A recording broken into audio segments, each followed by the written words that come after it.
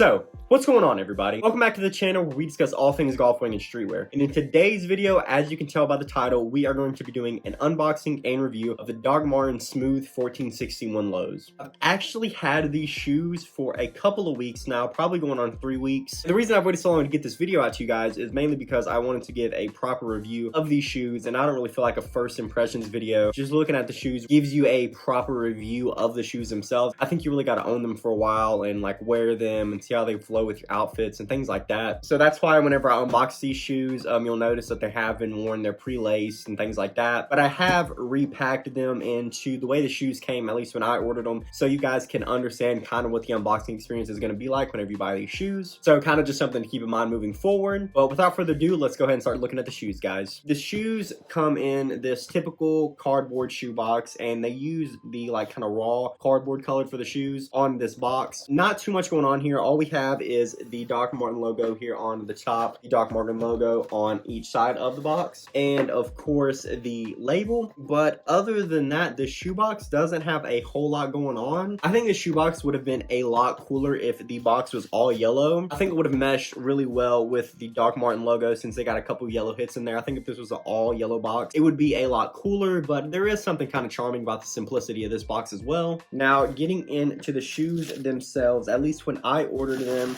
they both came pre-wrapped in this packaging, and I wrapped them up exactly as they came so you guys can kind of know what you're in for. So both came individually wrapped, and here we have the first shoe. As you can see, I got the black colorway. Now, like I said, as you can see, these have been pre-laced. I don't know if you can see a whole lot of wear out of these yet because I've only worn them about 5 or 6 times, and I try to keep really good care of my shoes, so I try not to have them show too many signs of wear. The shoes, like most shoes, come with this wrapping paper inside the body of the shoe. So as you can see, there isn't hardly any branding on this shoe. The only branding we have is on the inside of the shoe where you have the classic Dr. Marten logo. And I also want to compliment this really nice, like natural looking, really dark tan color they use for the insides of the shoe. I think that looks really nice, and I think it complements the rest of the shoe really well. And if you guys regularly watch my videos, then you know that I have praised the Gianos from Tyler and Golf FLEUR pretty much religiously about being one of my favorite shoes. I'm actually wearing them right now, and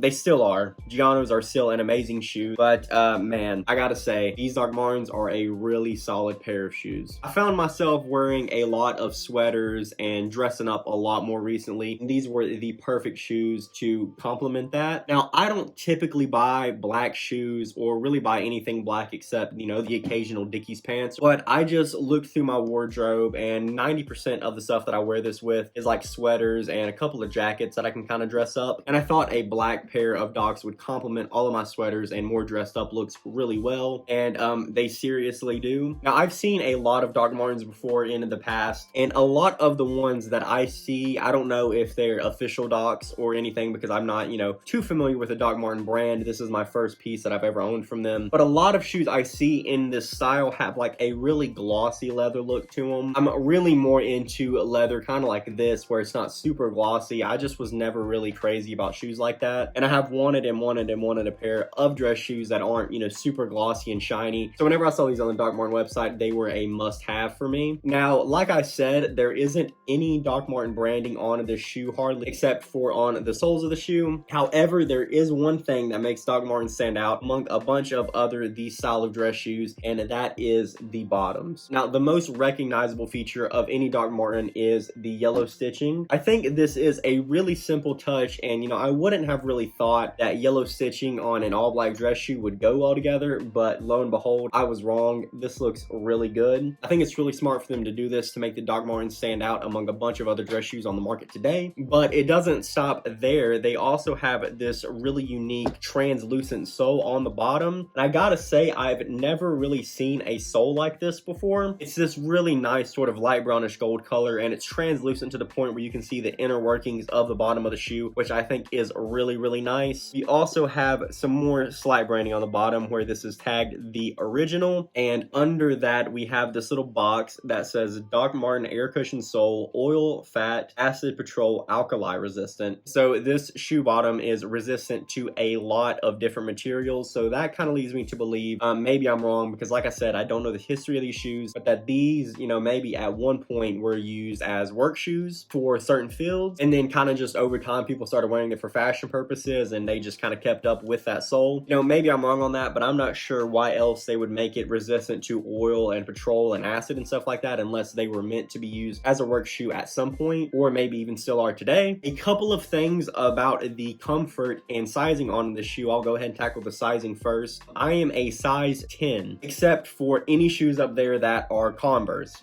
For some reason, Converse was a whole size down. I'm not sure why, and Doc Martens is the same exact way. Now, if I understand correctly, Doc Martens is a predominantly European company, so that may have something to do with the slight different sizing on these shoes. I'm not sure, but if you are looking to pick up any Doc Martens, I would definitely recommend going a full size down. I'm really happy that I kind of trusted my gut on that one and went a size down on these. They don't have any half sizes, so if you're kind of like a 9.5, they won't have a size for you. If you're a half size, I would have to say that that's more or less a judgment call on your end. My personal recommendation would be to size down, because I went a full size down on these and they fit me perfect, so I don't think you going a half size down from what you typically wear would really affect how these fit you that much. But you know, just kind of make your own call on that one. Now, tackling the comfort of these shoes, I will say that you will go through some growing pains when you start to wear these shoes. I don't know if this is just me or if this is something that happens to everybody, but the first time I wore these shoes, I was like, this is the most uncomfortable thing I've ever put on my foot. I'm never wearing this again. I have no idea why anybody puts themselves through these. These shoes look cool, but the way it hurts my feet is just not worth it. But I pushed through because I did a little research, and people say you have to grow into these shoes, and I will go ahead and tell you that that is 100% true. Like I said, I'm only on my 5th or 6th time wearing this shoe, but the more and more you wear it, I think it kind of forms and molds slightly to your foot the more and more you wear it. Either that or you just kind of get used to it. But regardless of the reason, the more and more I wear these, the more comfortable they get. I think it's more due to the fact that they're kind of molding to my foot shape a little bit, because you can't really tell, you know, I can't really show in the camera back down in this shoe, but you can kind of tell around the toe box on the inside of the shoe that it's starting to mold a little bit to my foot shape, and I think that's really attributed to why these shoes are starting to get more comfortable over time, and they more than likely will continue to do so. So if you're looking to pick these shoes up, don't give up on them on your first or second wear.